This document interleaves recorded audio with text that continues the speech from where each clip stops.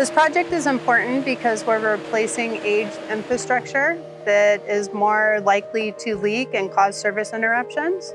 And the newly installed main will provide better service and water quality to the customers.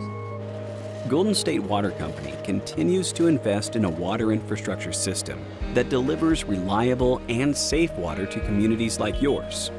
Today we're replacing 4-inch cast iron main that was installed in 1950 with 8-inch PVC pipe. With a clear focus on water quality and reliability, we're investing in water treatment systems and protecting water supplies by upgrading aging water reservoirs and pipes. Golden State Water Company is dedicated to investing in a water system that is safe and reliable for current and future generations.